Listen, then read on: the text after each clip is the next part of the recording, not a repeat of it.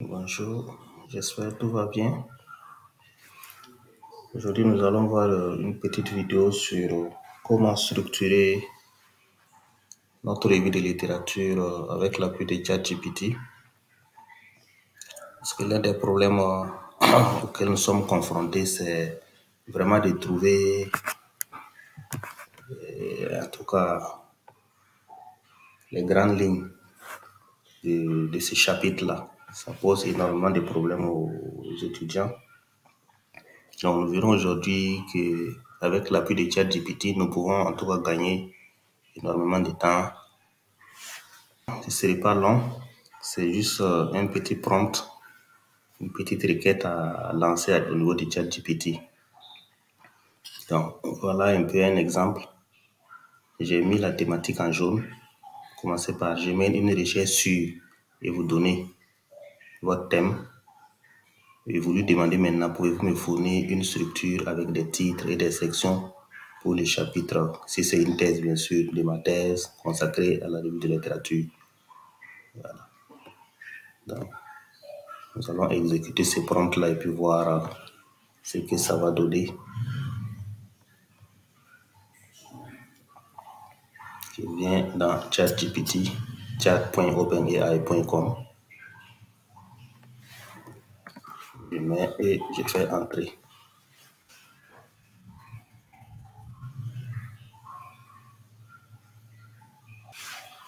Donc voilà, le résultat est là.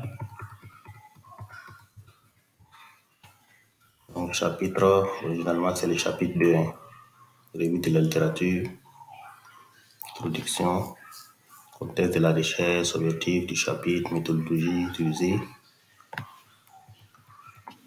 définition et concept clés, définition du pastoralisme, schéma d'aménagement du territoire en milieu rural, cadre théorique et concepts utilisés dans l'étude.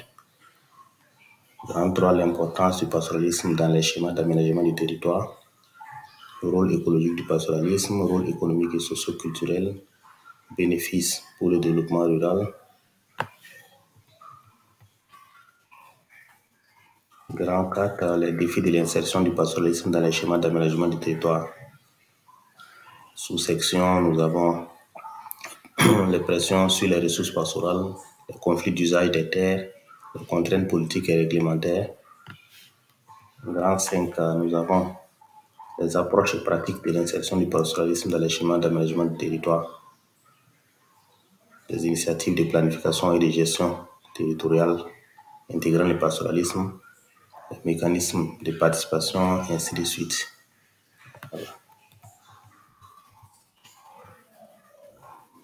Dans 6, nous avons des études de cas, voilà, des exemples à présenter, études de cas sur les défis et les échecs de l'insertion, comparaison des approches. Grand 7, la synthèse et lacunes de la littérature, ça, les principales conclusions, ainsi de suite. Donc, si je ne suis pas satisfait, bien sûr, je peux cliquer sur Regenerate Response. Ça va me faire une autre proposition. Voilà. Je vous conseille de cliquer sur Regenerate ça au moins 3 fois. Voilà. Là, vous aurez en tout cas 3 propositions. Vous pouvez les comparer et puis faire une synthèse. Concept de fondement théorique, définition, caractéristiques du milieu rural, concept clé lié à l'aménagement du territoire, cadre théorique, voilà. Historique de l'insertion dans les schémas, évolution de la relation entre pastoralisme et aménagement du territoire, exemple historique.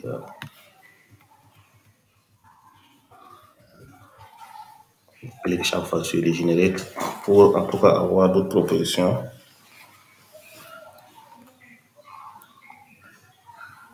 Voilà.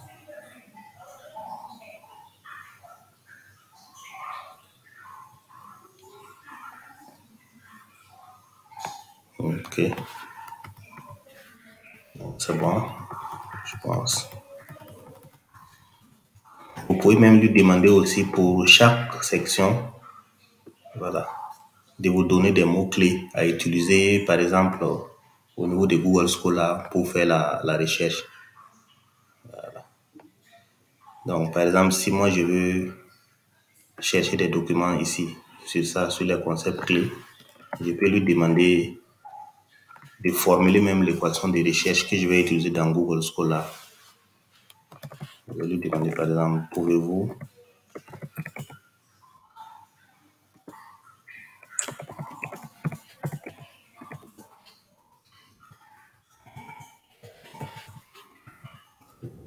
recherche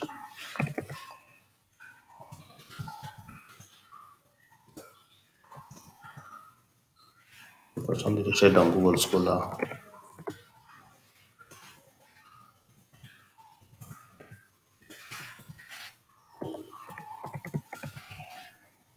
sur et je donne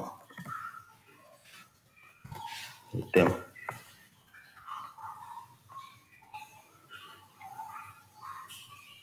Voilà.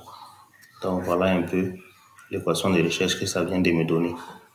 Donc je peux copier l'équation là et aller au niveau de Google Scholar.